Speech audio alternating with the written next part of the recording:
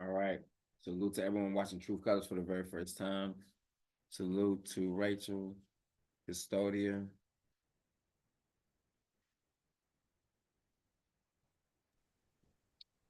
Salute. We're gonna go ahead and get with the outro and get this party started. I just been recapping about testimony today. That's all my mind's been thinking about. Is just the Father's testimony, just how amazing and awesome He is to allow me to even experience what I've experienced with Him. Like truly, it's been a blessing.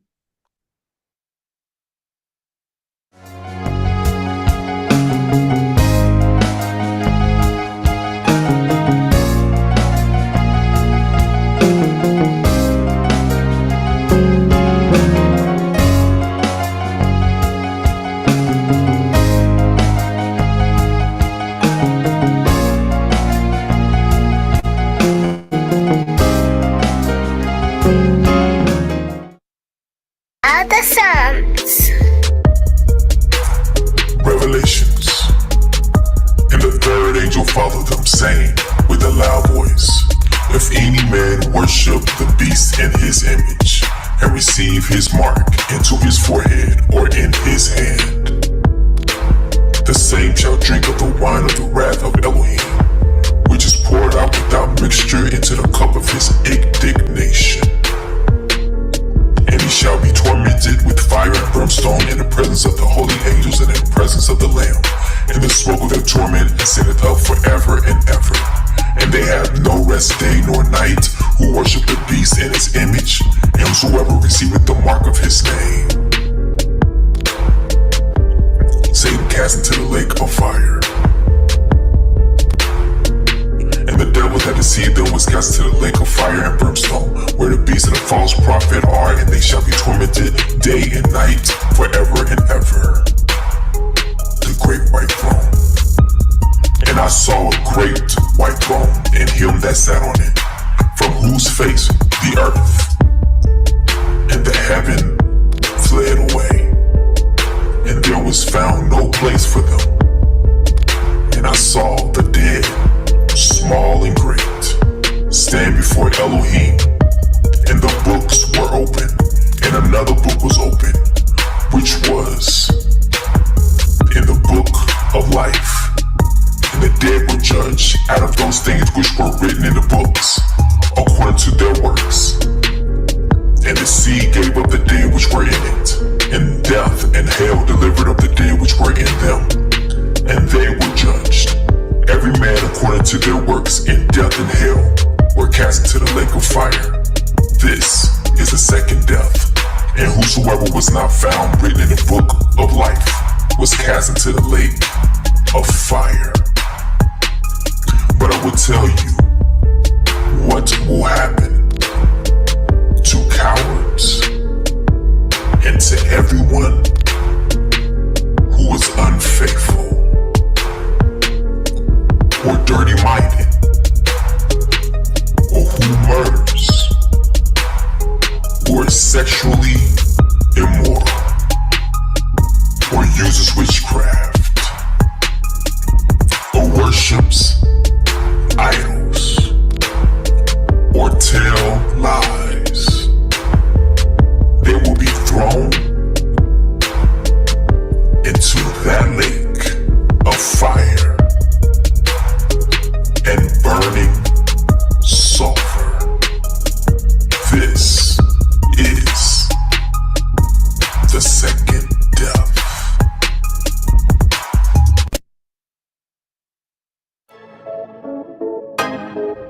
Your haters, not your haters, they're your fruit testers. Your haters, not your haters, they're your fruit testers. Hey, Yahuwah says, your haters, not your haters, they're your fruit testers. Multitude like your haters, not your haters, they're your fruit. Beats by the Psalms.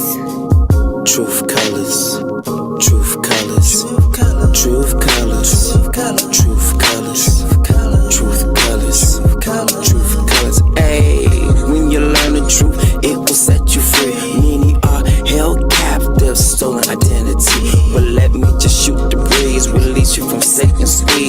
soul like enemies. No matter the color you see, that truth flame. Vibes of the Truth sun. colors, truth colors, truth colors, truth colors, truth colors, yeah, truth colors.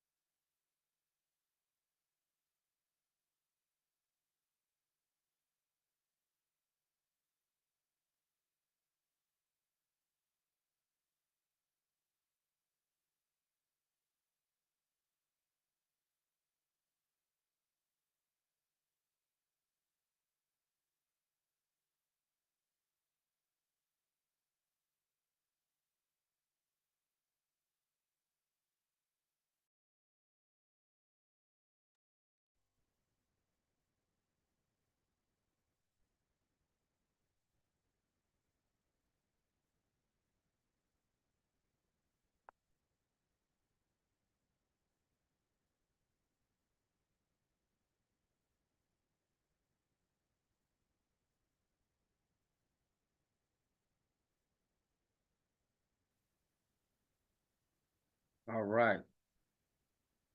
Chapter 10. Then the Most High, the Great, the Holy One spoke and sent address Shaliezer to the son of the Mac, saying, say to him, in my name, conceal yourself. Then explain to him the consummation which is about to take place.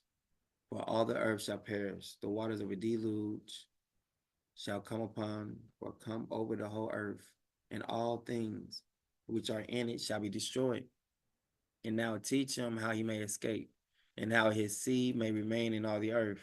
Again, King Arthur's song said to Raphael, bind Aziel hand and foot, cast him into darkness, and opening the desert which is in Duadil, cast him in there. Throw upon him hurled and pointed stones, covering him with darkness. There shall he remain forever. Cover his face that he may not see the light. And in the great day of judgment, let him be cast into the fire. Wow. Restore the earth which the angels have corrupted, and announce, see, look, announce life to it. That's why they do everything by word or voice activation now. Siri, or if you say whatever, something comes out, right? Restore the earth which the angels have corrupted, and announce life to it, that I may revive it. So it means like you got to tell it before it gets there. Hey, look, new life is coming to you, all right? He said announce life to it. So like it's like even with life, like though the earth or the life of plants and things that we see here is revived once life has been announced to it. So I guess automatically once life has been announced to it, they automatically believe and therefore receive. All the sons of men shall not perish in consequence of every secret by which the watchers have destroyed, and which they have taught their offspring. All the earth has been corrupted by the effects of the teaching of Aziel. To him, therefore, ascribe the whole crime. To Gabriel also, Father Heart of Song said, go to the biters, to reprobates, to the children of fornication, and destroy the children of fornication, the offspring of the watchers from among men. Bring them forth and incite them one against another. Let them perish by mutual slaughter, for length of days shall not be theirs. They shall all entreat thee, but their fathers shall not obtain their wishes respecting them, for they shall hope for eternal life, and that they may live, each of them, 500 years. So when I've said it before, when they said Tyrannosaurus Rex was 1 million years old, it's a lie. It says that they shall hope for eternal life, and that they may live, each of them, 500 years, but they won't reach that. So there's no way that any dinosaur lived to be 1,000,000, 3,000, 200,000, because they didn't even reach 500 years. It's impossible. The word said it never reached 500 years. So that means they live less than 500 years. To Micah, likewise, King our song said, go and announce his crime to Samyaza and to the others who are with him, who have been associated with women, that they might be polluted with all their impurity, and with all their sons shall be slain. When they shall see the perdition of their beloved, bind them for 70 generations underneath the earth, even the day of judgment and the consummation until the judgment, the effect of which will last forever, be completed. Then shall they be taken away into the Lord's depths of the fire and torments, and in confinement shall they be shut up forever. Immediately after this shall he, together with them, burn and perish. They shall be bound until the consummation of many generations. Destroy all the souls addicted to dalliance in the offspring of the watchers, for they have tyrannized over mankind. They have tyrannized over mankind. Let every oppressor perish from the face of the earth. Let every evil work be destroyed. The plant of righteousness and of rectitude appear, and its produce too become a blessing. Righteousness and rectitude shall be forever planted with delight. And then shall all the saints give thanks and live until they have begotten. What the? And then shall all the saints give thanks and live until they have begotten 1,000 children? What? 1,000? And then shall all the saints give thanks and live until they have begotten 1,000 children? While the whole period of their youth and their Sabbath, while the whole period of their youth and their Sabbath shall be completed in peace. In those days, all the earth shall be cultivated in righteousness. It shall be wholly planted with trees and filled with benediction. Every tree of delight shall be planted in it. In it shall vines be planted, and the vine which shall be planted in it shall yield fruit to satiety. Every seed which shall be sown in it shall produce for 1 measure 1,000, and 1 measure of olive shall produce 10 presses of oil. Purify the earth from all oppression, from all injustice, from all crime, from all impiety, and from all the pollution which is committed upon it. Exterminate them from the earth. Then shall all the children of men be righteous, and all nations shall pay me divine honors and bless me, and all shall adore me. The earth shall be cleansed from all corruption, from every crime, from all punishment, and from all suffering. Neither will I again send a deluge upon it from generation to generation forever. In those days I will open the treasures of blessing which are in heaven, that I may cause them to descend upon earth and upon all the works of the labor of men. Peace and equity shall associate with the sons of men all the days of his life.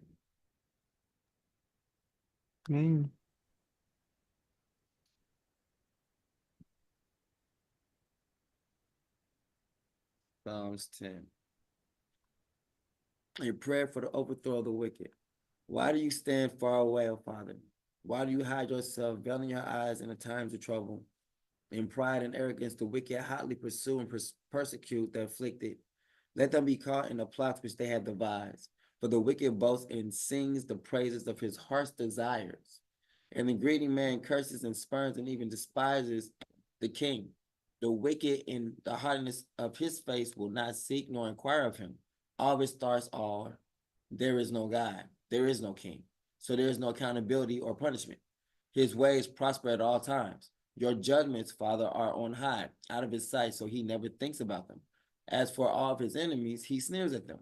He says to himself, I will not be moved, for throughout all generations I will not be in adversity, for nothing bad will happen to me. His mouth is full of curses and deceit, fraud and oppression. Under his tongue is mischief and wickedness, injustice and sin. He lurks in ambush in the villages. In high places he kills the innocent, and he lies in wait for the unfortunate, the unhappy, the poor, the helpless. He lurks in a hiding place like a lion in his lair. He lies in wait to catch the afflicted. He catches the afflicted when he draws him into his net. He crushes his prey and crouches, and the unfortunate fall by his mighty claws. He says to himself, King has quite forgotten. He has hidden his face. He will never see my dead. He will never see my deed.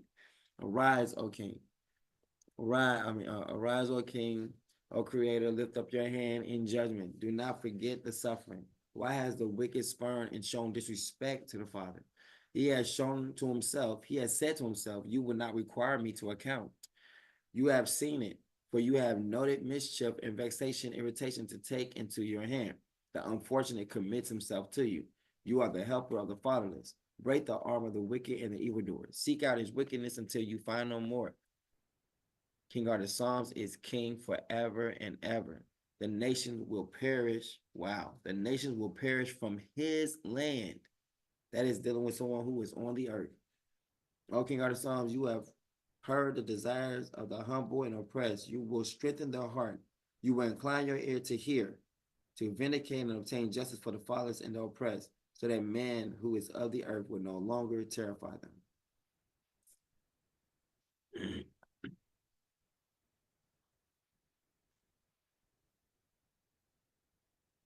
Contrast of the righteous and the wicked. The Proverbs of Solomon. A wise son makes the father glad, but a foolish, stubborn son who refuses to learn is a grief to his mother. Treasures of wickedness and ill-gotten gains do not profit, but righteousness and moral integrity and daily life rescues from death. King of the sons will not allow the righteous to hunger. King will meet all his needs.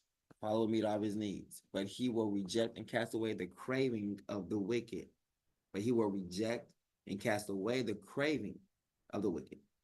Poor is he who works with a negligent and idle hand, but the hand of the diligent makes him rich. He who gathers during summer and takes advantage of his opportunities is the son who acts wisely. But he who sleeps during harvest and ignores the moment of opportunity is a son who acts shamefully. Blessings are on the head of the righteous, the upright those in right standing with the king, but the mouth of the wicked conceals violence. The memory of the righteous person is a source of blessing, but the name of the wicked will be forgotten and rot like a corpse. The wise in heart want to learn, so they will accept and obey commands, instructions. But the babbling fool, who is arrogant and thinks himself wise, will come to ruin. He who walks in integrity and with moral character walks securely, but he who takes a crooked way will be discovered and punished. He who maliciously winks the eye of evil intent causes trouble, and a babbling fool who is arrogant and thinks himself wise will come to ruin. The mouth of the righteous is a fountain of life, and his words of wisdom are the source of blessing. But the mouth of the wicked conceals violence and evil. Hatred stirs up strife, but love covers and overwhelms all transgressions, forgiving and overlooking another's faults. On the lips of the discerning, skillful and godly wisdom is found, but discipline and the rod are the back of the ones who is without common sense and understanding. Wise men store up treasure, knowledge in mind and heart, but with the mouth of the foolish, ruin is at hand. The rich man's wealth is his fortress. The ruin of the poor is their poverty. The wages of the righteous, the upright, those in right standing with the king, is a worthwhile, meaningful life. The income of the wicked, punishment. He who learns from instruction, the correction is on the right path of life. And for others, his example is a path towards wisdom and blessing. But he who ignores and refuses correction goes off course. And for others, his example is a path towards sin and ruin. He who hides hatred has lying lips, and he who spreads slander is a fool. When there are many words, transgression and offenses are unavoidable. But he who controls his lips and keeps thoughtful silence is wise. The tongue of the righteous is like precious silver, greatly valued. The heart of the wicked is worth little. The lips of the righteous feed and guide many. But fools who reject the king in his wisdom die for lack of understanding. The blessing of king brings true riches, and he adds no sorrow to it, for it comes as a blessing from the king. Engaging in evil is like sport to the fool who refuses wisdom and chases sin. But to a man of understanding, skillful and godly wisdom brings joy, but wicked fears will come upon him. But the desire of the righteous for the blessings of the king will be granted. When the whirlwind passes, the wicked is no more, but the righteous has an everlasting foundation.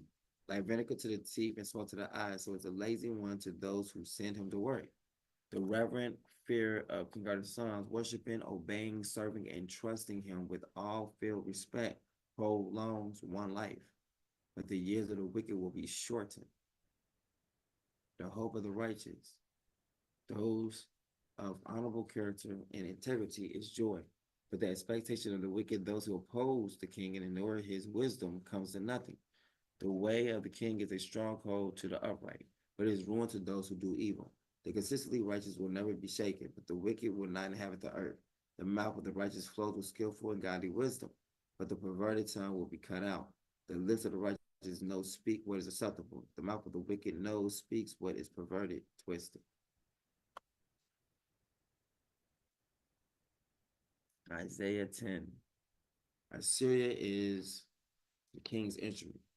Woe, judgment is coming to those judges who issue evil statutes, and to those magistrates who consistently or constantly record unjust and oppressive decisions, so as to deprive the needy of justice and rob the poor of my people of rightful claims. That means what? Like money, reparation. Look at this right now. I want to put this out here right now. You mean we have we have trillions of dollars to build a wall, but not trillions to give us for reparations? Just something to put out there, who constantly record unjust and oppressive decisions, so as to deprive the needy of justice and rob the poor of my people of rightful claims, so that widows may be their spoil, and that they may plunder the fatherless. Now, what will you do in the day of king's punishment, and a storm of devastation which will come from far away? To whom will you flee for help? And where will you leave your wealth for safekeeping? Nothing remains but to crouch among the captives, or fall dead among the slain on the battlefield. In spite of all this, the Father's anger does not turn away, but his hand is still outstretched in judgment.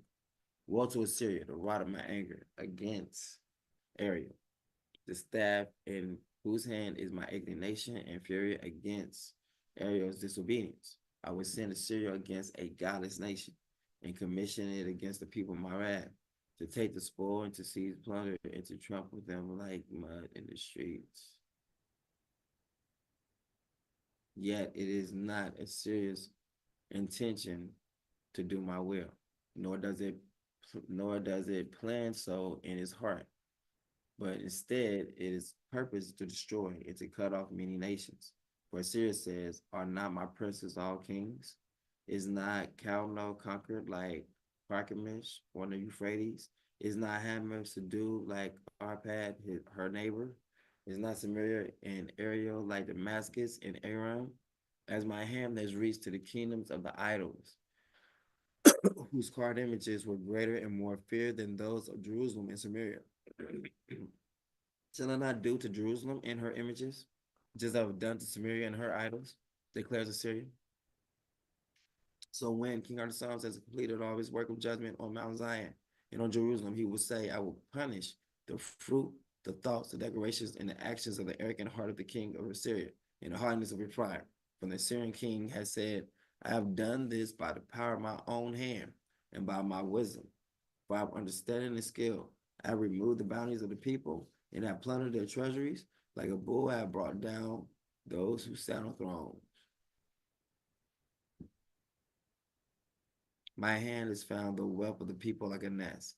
And as one gathers eggs that are abandoned, so I have gathered all the earth, and there was not one that flapped his wing or that opened his beak and chirped. Is the axe able to lift itself over the one who chops with it? Is the saw able to magnify itself over the one who wields it?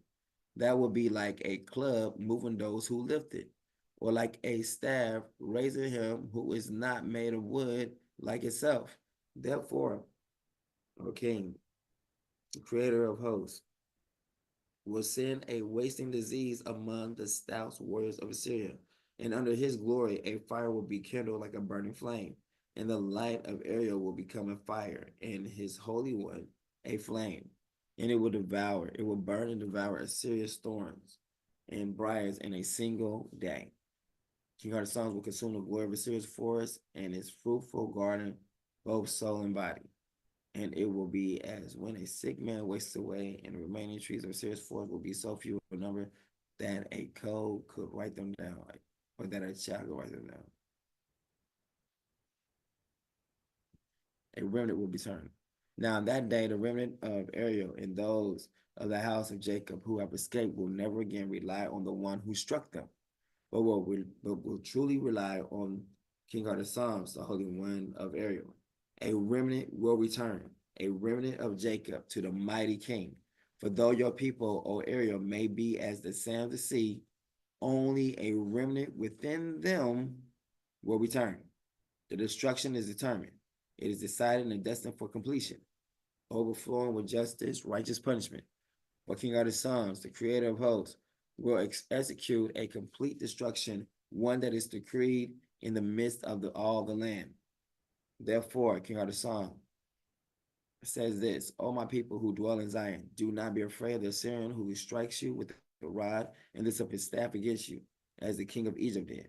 But yet a very little while, and my indignation against you will be fulfilled, and my anger will be directed toward the destruction of Assyrian.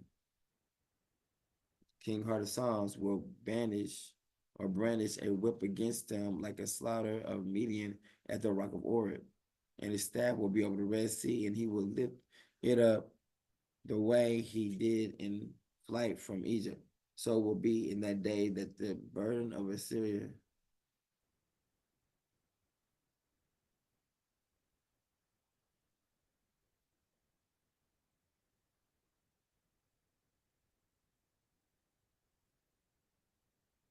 and did fly from Egypt. So it will be in that day that the burden of Assyria will be moved from your shoulders, and this yoke from your neck.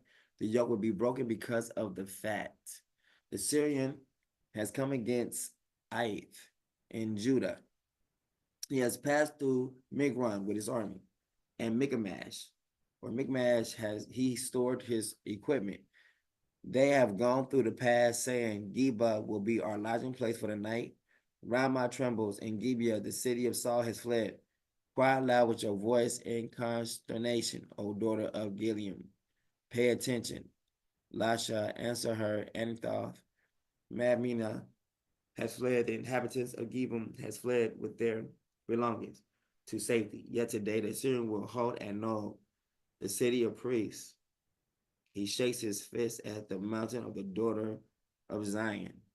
He shakes his fist at the mountain of the daughter of Zion, at the hill of Jerusalem. Listen carefully. The king,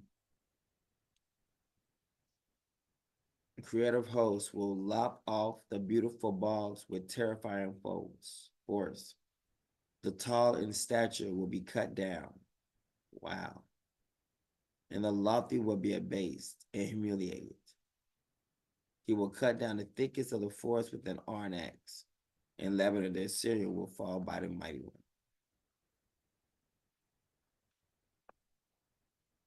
Well, that will do it for us today here on Truth Colors with our daily reading. Like I said, today I was just the last couple hours just going over my testimony, just looking at certain key phrases, what was said and how they tie it to the word, and it's just so many different things. It's just revealing, so revealing. Yeah, may everyone have a good night or a good morning.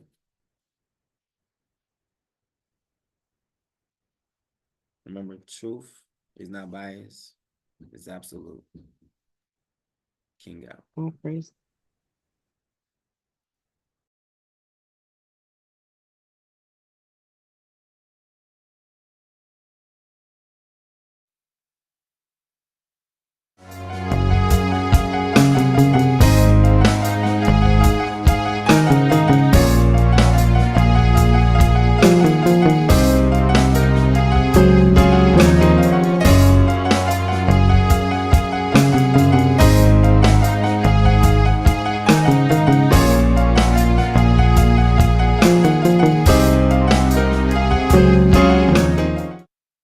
Other Psalms.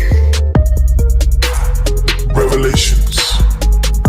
And the third angel followed them, saying with a loud voice, if any man worship the beast in his image, and receive his mark into his forehead or in his hand, the same shall drink of the wine of the wrath of Elohim, which is poured out without mixture into the cup of his indignation.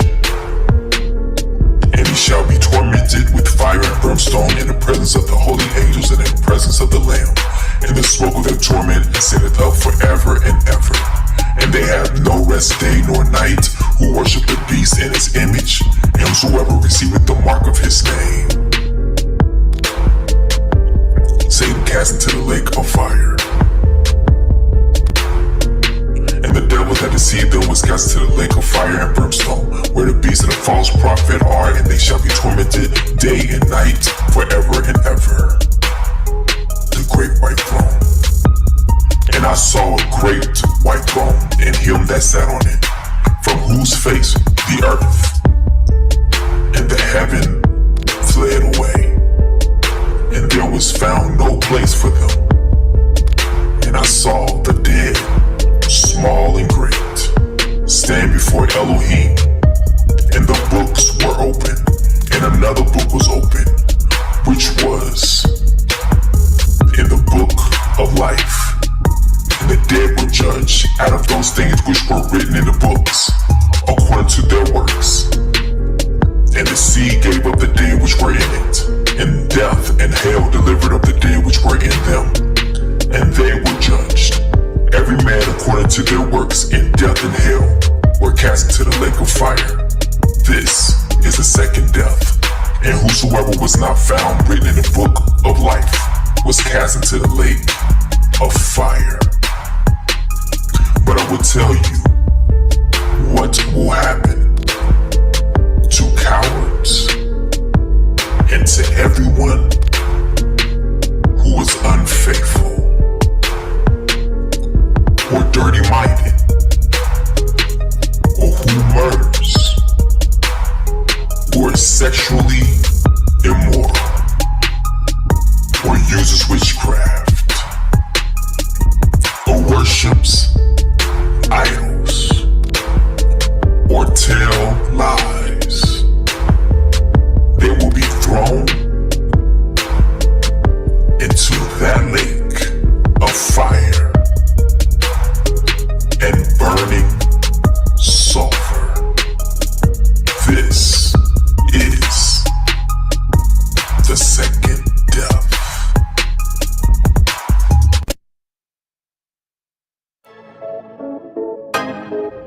Your haters, not your haters, they're your fruit testers. Your haters, not your haters, they're your fruit testers. Hey, who I said we your haters, not your haters, they're your fruit testers. Multitude like the haters, not your haters.